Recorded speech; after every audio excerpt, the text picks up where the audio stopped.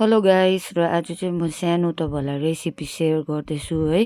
यो चाहिँ मैले दुईटा चिज क्युबको बनाएको हो र चिज क्युब ल्याएर पनि अझै सानो क्युब्स बनाउनुहोस् है। यसलाई चाहिँ अझै सानो बनाएर चाहिँ क्युबमा नै बनाउनुहोस् है र त्यो चाहिँ राम्रो हुन्छ क्युब बनायो भने चाहिँ।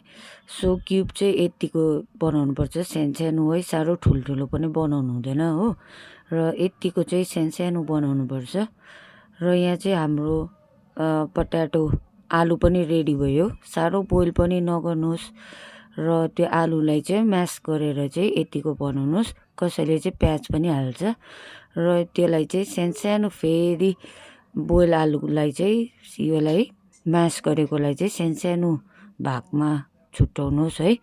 र यसलाई चाहिँ यस्तो गरेर चाहिँ यो भित्र चाहिँ फेरि तपाईँले त्यो अघि क्युब बनाएको चिज थियो नि, त्यो क्युब बनाएको चिज चाहिँ हालिदिनुहोस् भित्र र त्यसलाई चाहिँ फेरि बन्द गरिदिनुहोस्। क्युबलाई चाहिँ भित्र हालेर चाहिँ बन्द गरेर ब्रेड क्रम्स लगाइदिनुहोस्। कसैले चाहिँ मैदामा पनि गर्छ है, तर मैदामा गरेको भन्दा चाहिँ ब्रेड क्रम्समा गरेको चाहिँ एकदमै राम्रो हुन्छ, क्रिस्पी पनि हुन्छ है। यतिको बनाएर चाहिँ रेडी गर्नुहोस्। र अब हाम्रो यहाँ तेल पनि तात्यो।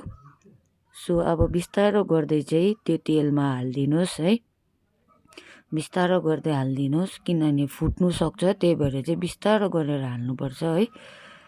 त्यसलाई चाहिँ फुटाउनु भएन, नभए चाहिँ त्यो भित्रको चिज निक्लिन्छ र मिठो हुँदैन। र यसलाई चाहिँ सानो फ्लेममा नै बनाउनुहोस् है, साह्रो ठुलो फ्लेम पनि नबनाउनुहोस्।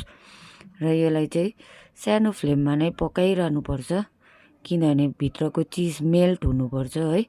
र यतिको चाहिँ पाक्दैछ र यो चाहिँ अब रेडी भयो हाम्रो हो। हेल्दी पनि हो, नानीहरूको लागि राम्रो पनि हो।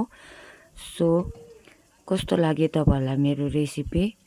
Thanks for watching.